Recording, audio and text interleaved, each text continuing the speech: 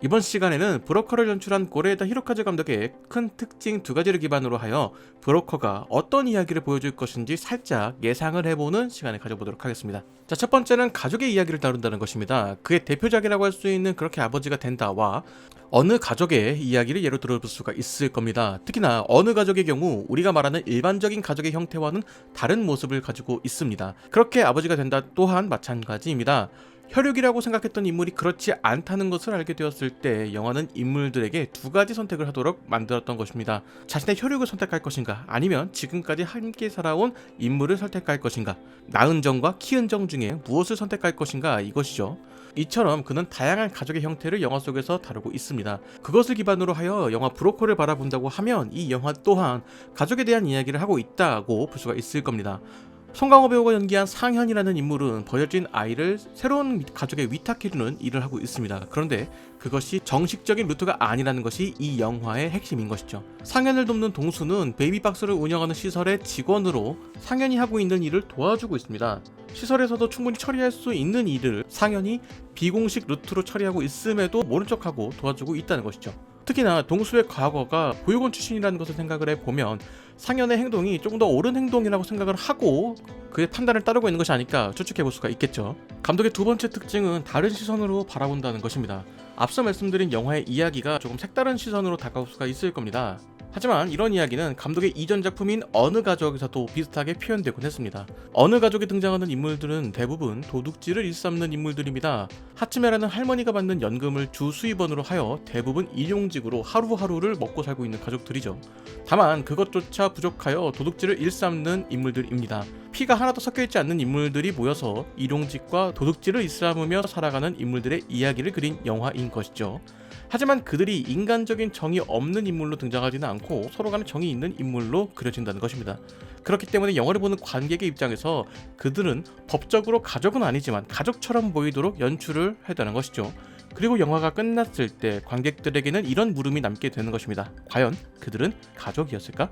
마찬가지로 브로커 또한 가족의 진짜 의미에 대해서 생각해보게 만드는 이야기를 보여줄 것으로 보입니다. 가족이라고 불리기 위해서는 어떤 조건이 있어야 하는가에 대한 물음일 것입니다. 예고편을 살펴보면 상현과 동수는 아이들과 좋은 관계를 유지하는 것으로 보입니다. 그리고 자신의 아이를 찾으러 온 소영과도 괜찮은 관계를 유지하는 것으로 보이죠. 그리고 영화는 소영의 사연과 감정이 중요한 포인트가 될 것으로 보입니다. 베이비박스에 아이를 두고 온다는 것 자체가 어떤 의미라고 생각하십니까?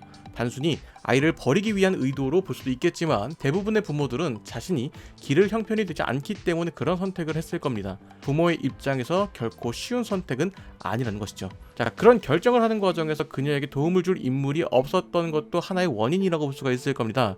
아마 소영이라는 인물도 그런 인물이지 않을까 하는 예상을 해봅니다. 베이비박스를 통해서 만나게 된 아이들과 크게 다르지 않을 상황일 것으로 추측이 된다는 것이죠. 자, 결국 베이비박스에 아이를 두고 온다는 것은 가족을 포기하는 상황으로 보인다는 것입니다. 그런데 소영은 다른 부모와는 다르게 아이를 다시 찾으러 왔습니다.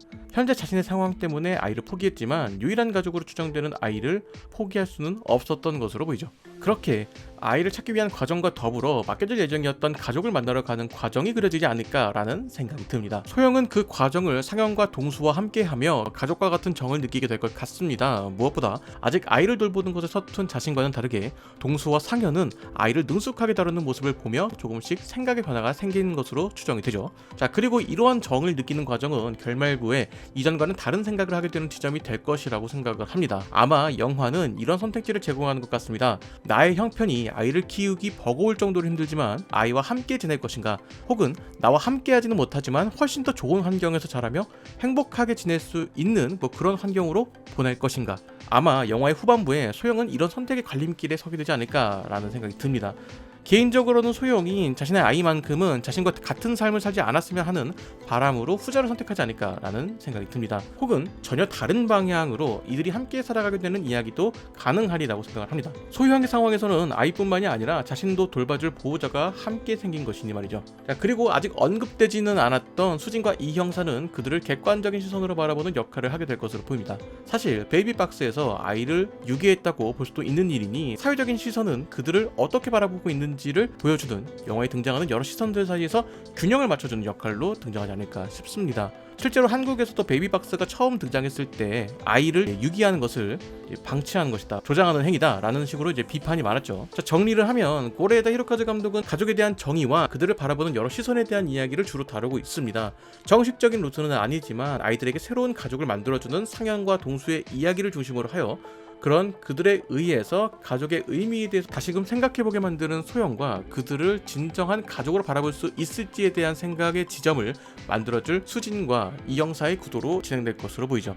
자, 사회적으로 정상적인 가족이라는 의미를 좀 생각을 해본다면 사랑하는 이성이 결혼을 통해서 하나의 가정이 만들어지고 두 사람 사이에서 자녀를 출산함으로써 하나의 가족이 된다라고 이야기할 수 있을 겁니다. 하지만 현대사회에 들어서면서 가족의 형태는 아주 다양해지고 있습니다. 결혼을 하지 않은 이성이 함께 살기도 하고 한부모 가정 혹은 입양 등의 절차를 통해서 생긴 가족 등 다양한 형태의 가족이 있습니다. 자, 이렇게 다양한 형태의 가족들이 탄생하는 가운데 고레에다 히로카즈 감독은 우리는 그들을 어떻게 바라보고 있는가에 대한 이야기를 주로 다루고 있습니다.